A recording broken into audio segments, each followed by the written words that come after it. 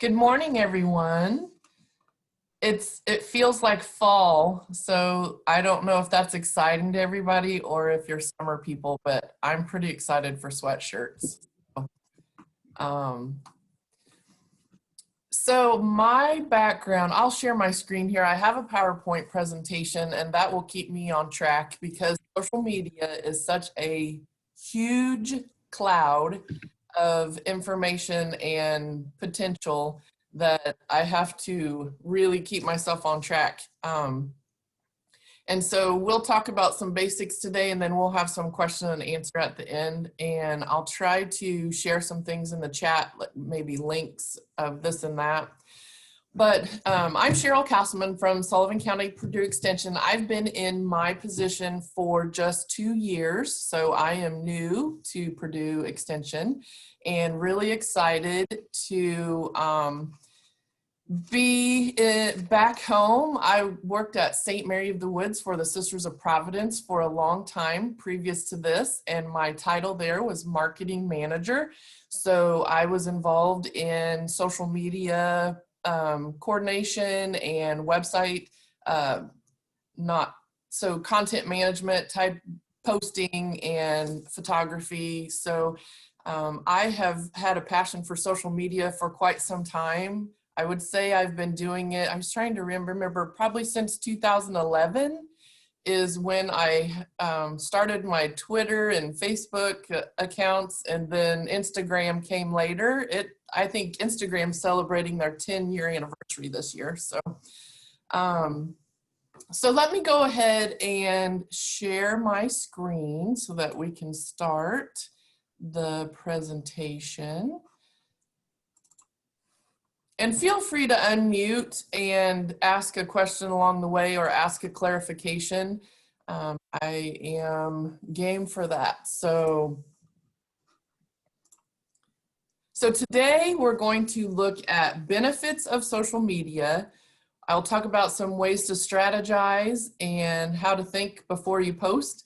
And we'll talk about some basics of the Facebook algorithm, which changes regularly, and resources. I will share some of my favorite resources with you so that you can keep learning from some of the places that I go to get information on what's new and what the changes are and ideas of what to post, things like that. So let's jump right in.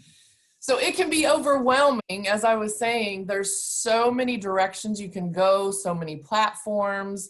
We'll just talk about mainly Facebook today and maybe a little Instagram. But I want you to have this in mind. If you are brand new to social media, or if you have done it for a while, this is a good thing to remember when you're thinking about posting or trying to decide what to post. So I want you to imagine that you're hosting an in-person dinner party.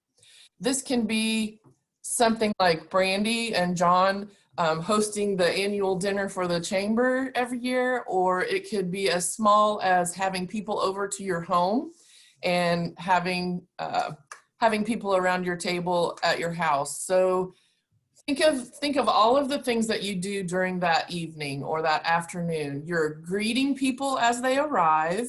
You're thanking them for coming. You're asking questions, and those questions go both ways. You're having conversations, right? You're having conversations and getting to know each other. And you are introducing people to each other. Maybe not everyone knows each other. So you are, at one point, you're sharing a business card so that they know how to get back in touch with you or find out more information. You may have something of value. Maybe you have a speaker that attends your banquet, or you might have a band that is at your party in the backyard, your bonfire. So there's values, there's something value for coming.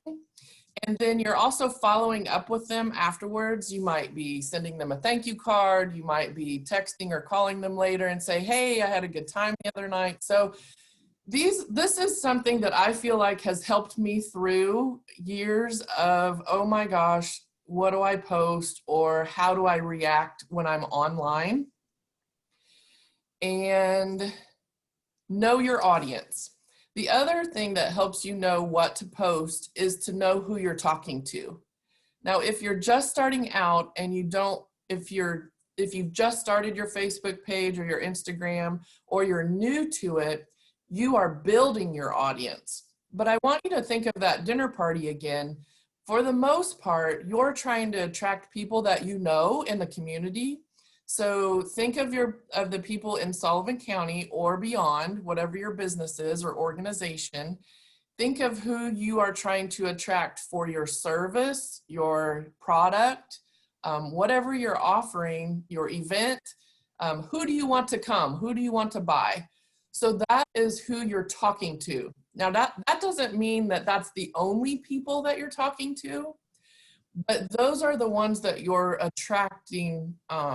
Those are the ones that you want to attract more of.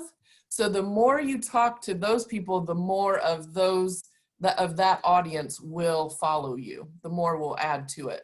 So are you talking to men, women, senior citizens? Are they parents? Are they parents of younger children, older children?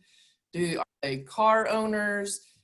Certain professions. So for instance, a teacher, you're probably not going to post during the day when a teacher is teaching. So that's an example of what I'm talking about. So if you're trying to reach parents of younger children, think of when they're putting them to bed and maybe plopping down at the end of their day. Maybe they've put the kids to bed and say 9 o'clock, 8:30 might be a time that you want to post if you're wanting to reach parents. I don't know for sure. It's something that you can test, but that's an idea that I have to try to reach them at the time when they are on the platform, Instagram, Facebook, or that. Any questions so far? Okay, so we want to talk about the benefits of social media marketing. Why do we want to be on social media? So this is a chart from a graph from Social Media Examiner, and they put out an industry report in May of this year. They surveyed marketing professionals, and this is the answer to these are answers to their survey. So the marketing professionals said the benefits of social media for their business, for their organization, was they increased exposure. That was the highest. And then down the line, they increased traffic. And I believe there's not a lot of information beyond this on this graph, but I think it probably increased traffic in person and online. Generated leads, developed loyal fans, because once you give them what they want, they keep coming back, they keep engaging with you, and then that leads to them buying or joining you or whatever your goals are. Improved sales, grew business partnerships. So you may have found others who maybe you're having that dinner and someone learns online about the dinner and they want to be a sponsor, but you didn't have them on your radar prior to putting it on social media. That is a great way to gain to gain partnerships in either putting on programming or doing a new business or whatever. It provided marketplace insight because not only are you in your platform, you're not just following yourself, you're looking at other Facebook pages or other companies or other organizations to see what they're doing. So you're getting insight as to what your competitors might be doing, or like-minded people that you want to partner with. And then increased thought leadership. So this is a way to show pretty easily the benefits if you were wondering, why should I be on there? It might be something that you're wondering, is it really worth? I think it's going to take a lot of time. I think it's knowledge that I don't have possibly, but it is worth it to jump in and start where you are. And the best way to learn is getting in there and doing it, because you'll learn along the way. So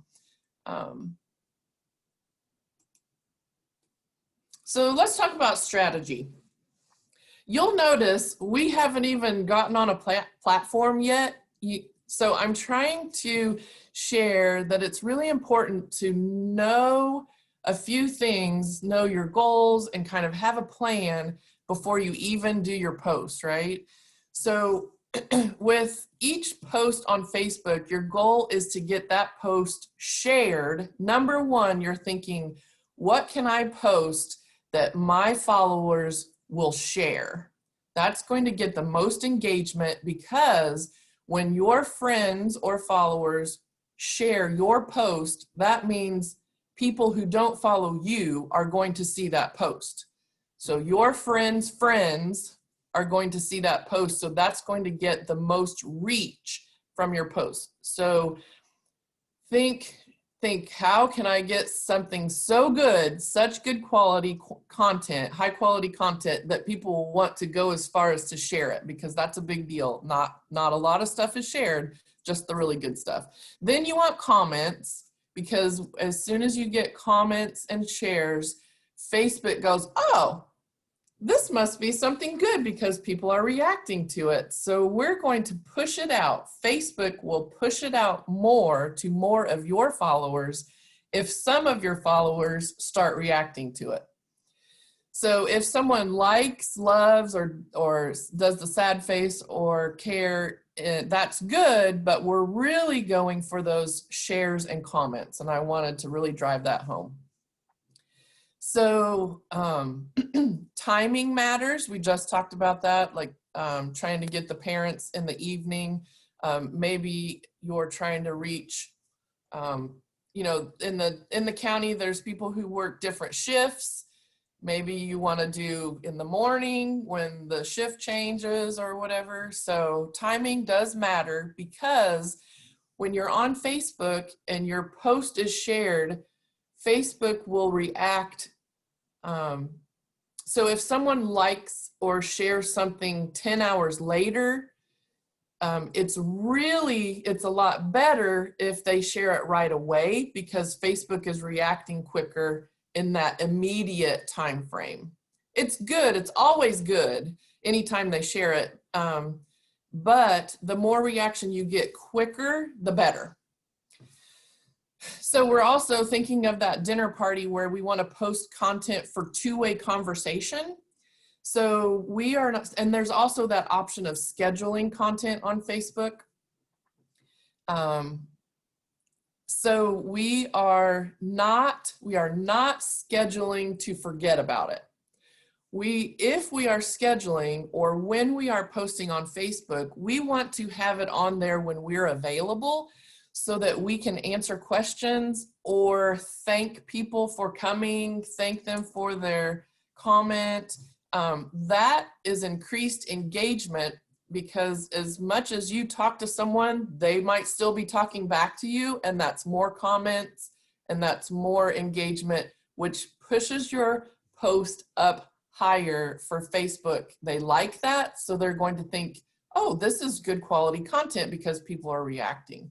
So you want to think of things to post that will get someone to react in some way, or to share something. Maybe you put a question and then they answer that question, and that's a really good post.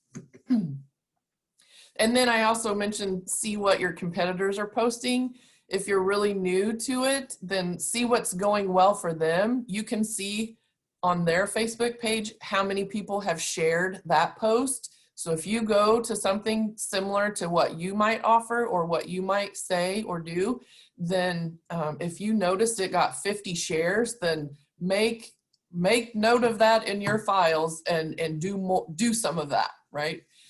So listening, I call that listening. So when you're on other people's Facebook pages or Instagram pages, seeing what they're doing, you're listening, you're researching, you're trying to learn new ways to use it, and see what works best with other people or what people like.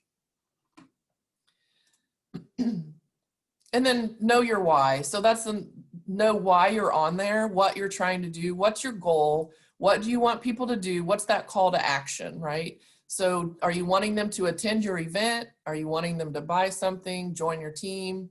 When you know what you want from your followers, it's easier to know what you want to share.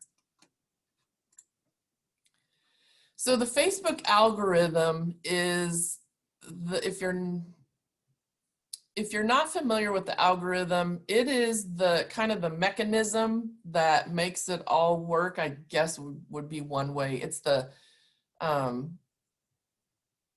it's kind of the machine, the engine part.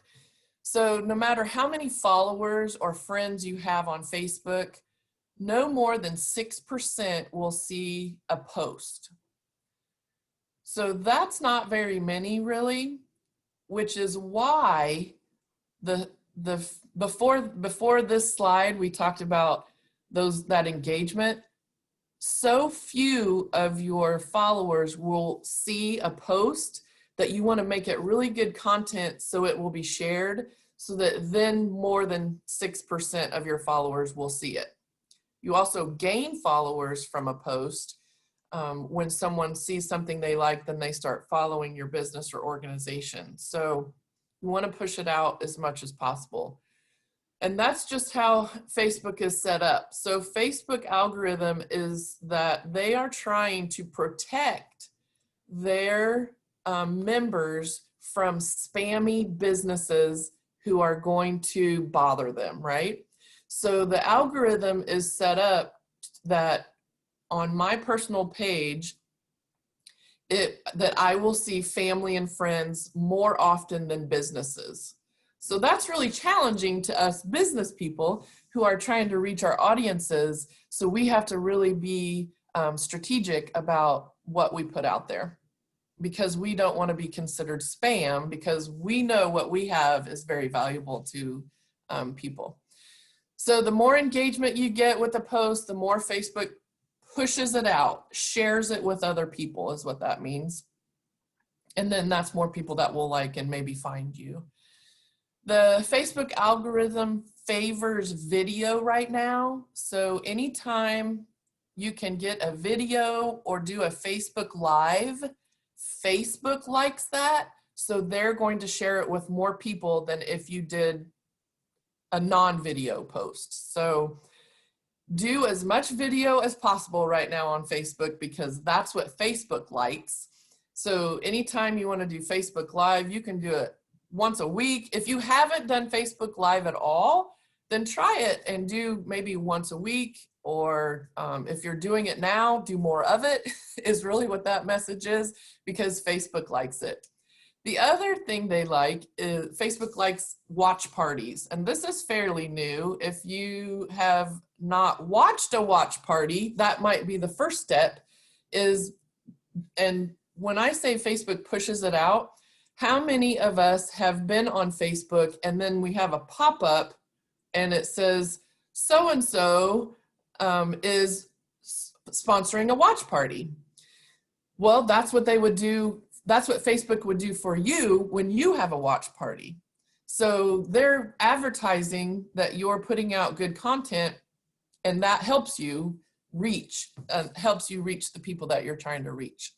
So Facebook is also saying that more people will comment on a watch party than on a regular post or whatever. So so that's another reason. More comments means more engagement, means it pushes out farther and all of that stuff. So Cheryl, I have a question about that. Yeah. So a watch party, that would be more for someone else's content that we also wanted to be a part of, versus, like, why would we do a watch party and not just go Facebook Live? Okay, first you asked if it's someone else's content. It's not always. It can be. It can be someone else's content, but it can also be a video that you did. So you can have your own video as a watch party, or your own event, or whatever, like your own thing. And then your second part was, oh, what was your second question? It kind of went along with it, like why do a watch party if you could just post a video, or if you could do a Facebook Live? That's what made me think it was something that had to do with another Yes. organization? So the reason you would do a watch party is because Facebook likes it. That's it. Like, the reason you would do a watch party is, number one, you have good content to share. You think what you want to have a watch party about is something your audience would like. That's big. And then the second is because you know Facebook likes watch parties, so you want to do what they like because they will push it out to more people.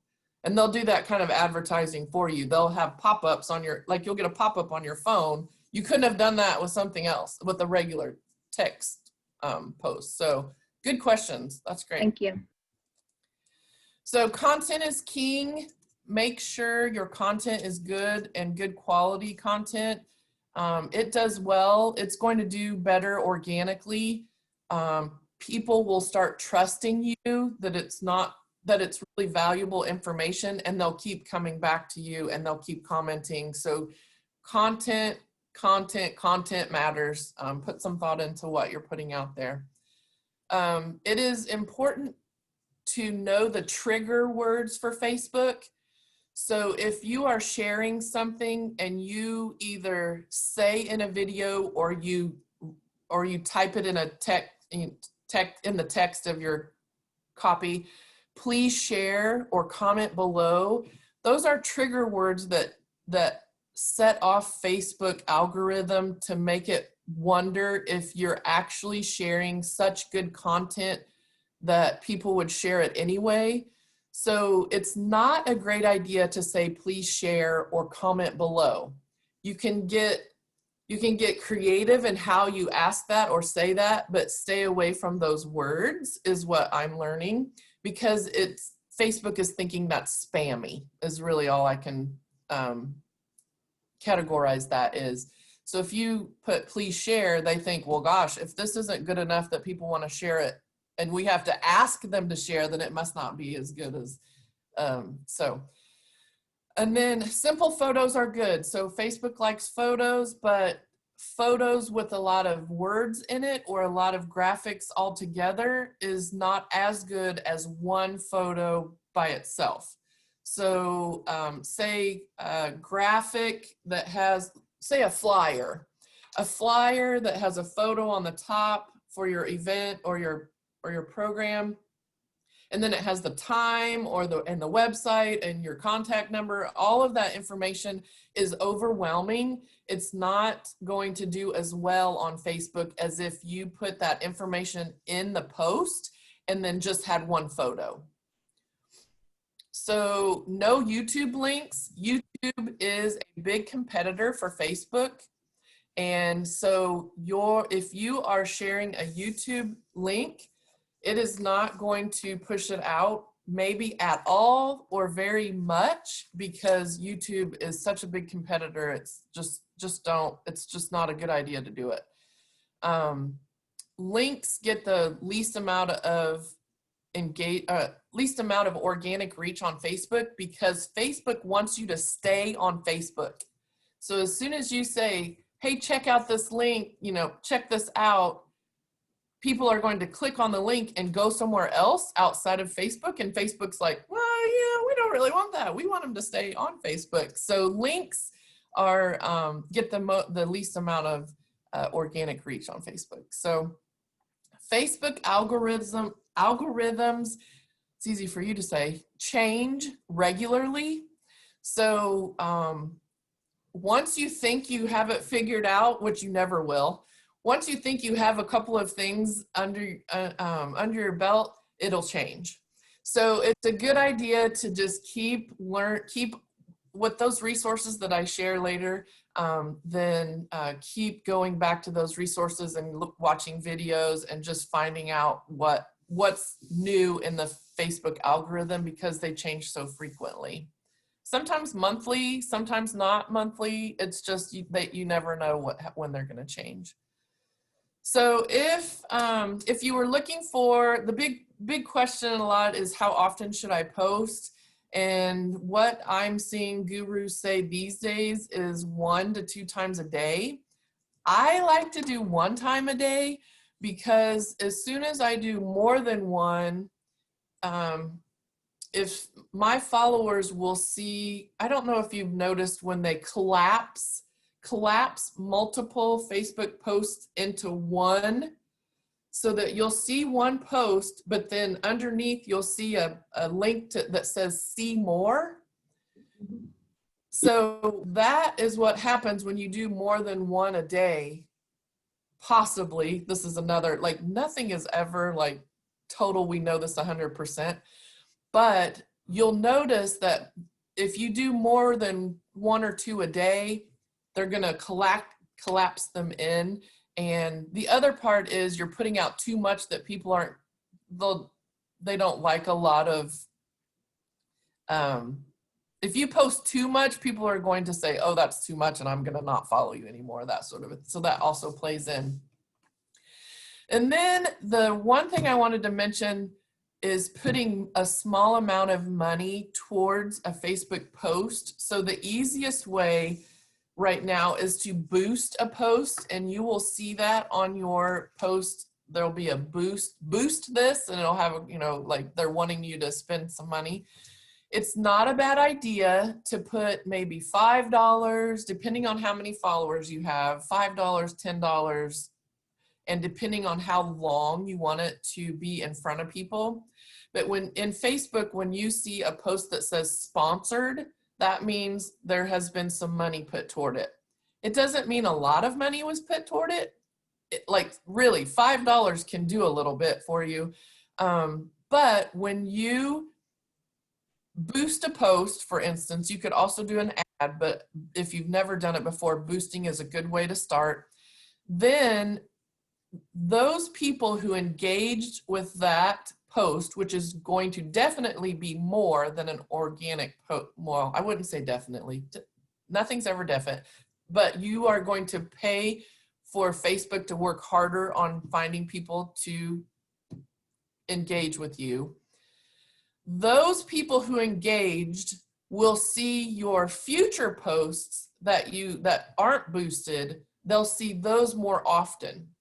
So it's probably a good idea to every once in a while put a little bit of money to something that's bigger that you're doing. I'm not talking about just some random post. I'm talking about if you have an event coming up that you want to promote, then that's a good example of don't forget to register or whatever. And then those people who have not been engaging with you before that paid post will get more of your posts afterwards, even the ones that you don't pay for. That's just an algorithm thing. So from this slide, we're learning video is good, photos are good, watch parties are good, links are meh, and YouTube, don't bother, because you've put a lot of work into that and you're not going to get much in return or anything in return.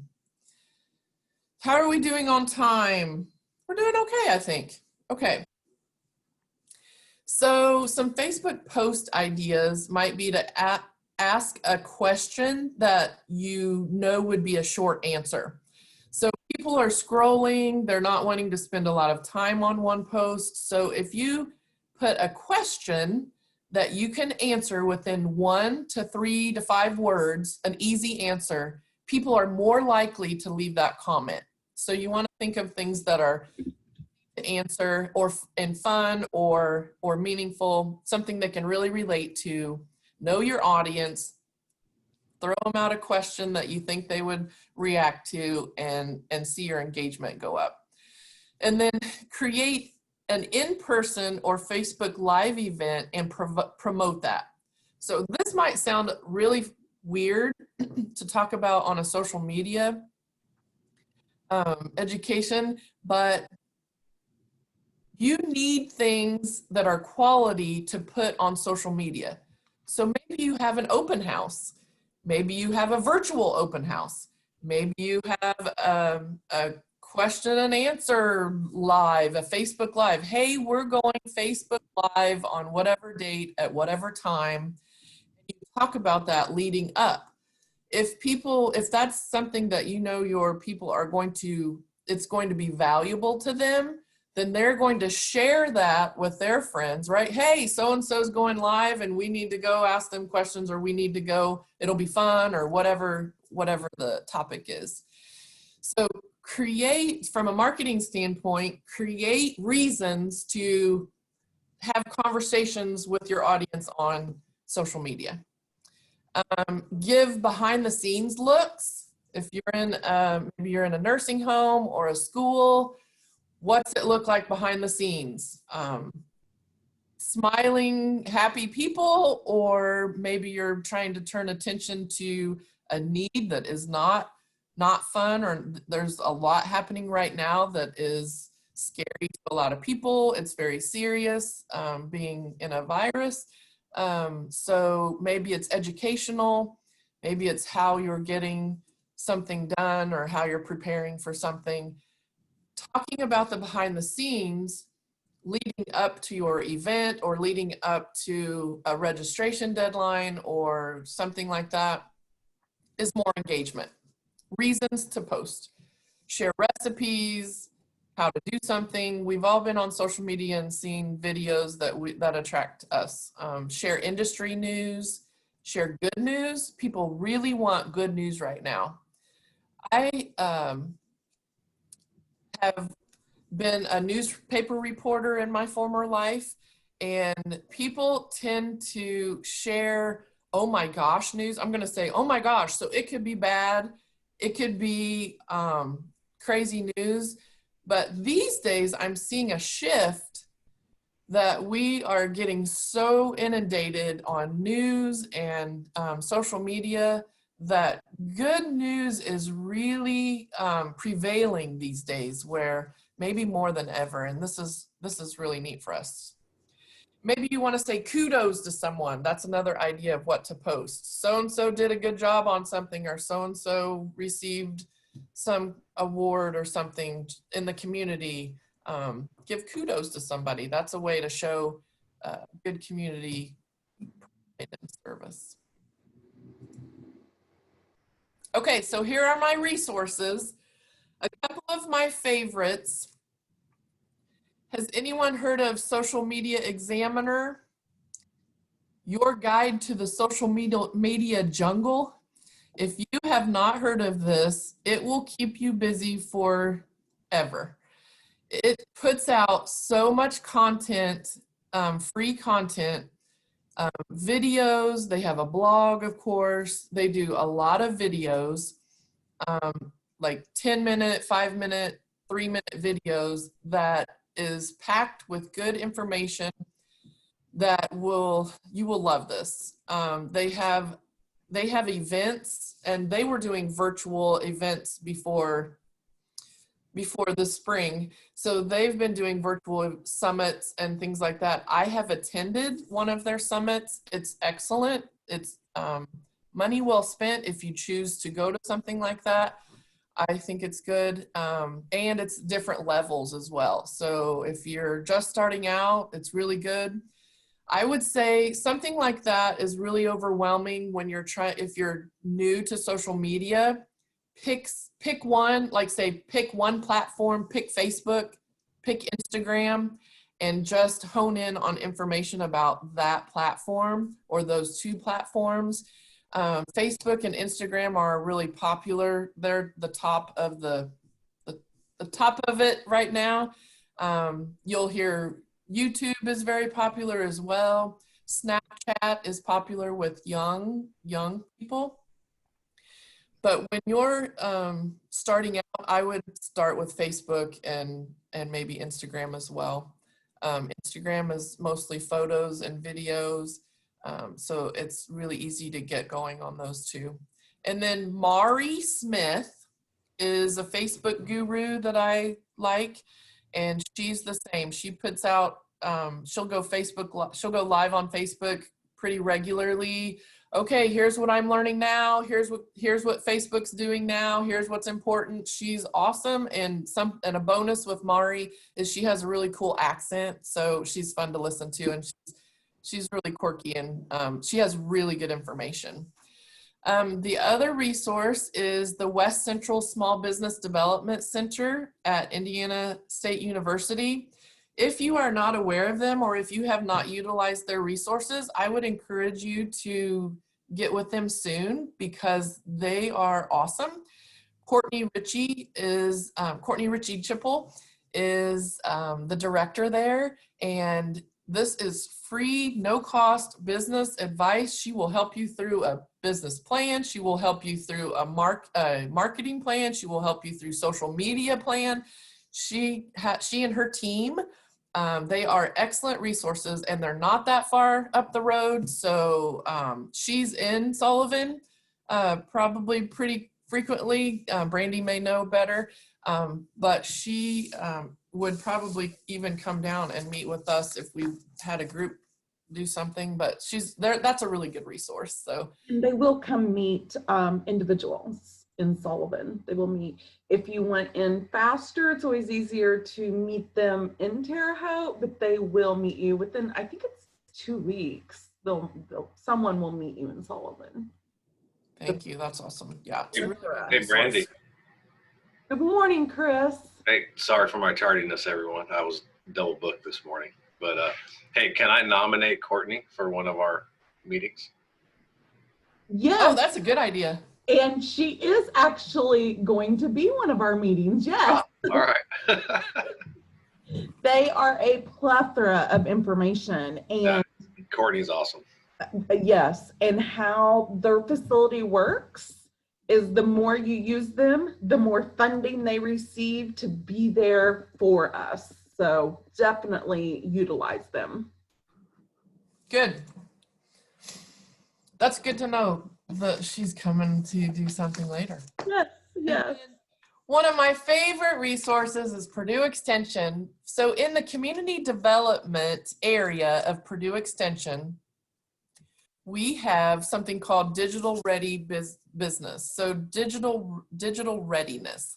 So there's a link, and I might be able to throw this in the chat before, well, I can.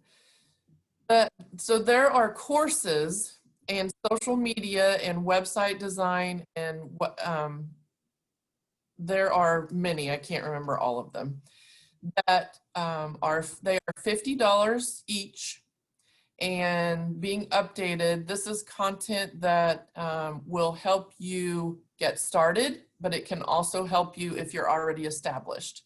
So if you Google, I'll put a link in the chat when I stop sharing my screen, and then you can go to that site, and I'll also put a couple more links in there. But Digital Ready these are online courses. They are in person and online, but currently Purdue Extension is doing online only for this Digital Ready courses, for these courses. So check those out. They're really good information. Brandy joined us for some sessions we did last year, and I think it's really good stuff. It is. Okay, do we have time for a question? Yeah, we're doing okay on time, I think. If there's any other questions, I can try to answer them, or I can see what they are and get with somebody that knows way more about it, and I can get back with you. So, any questions?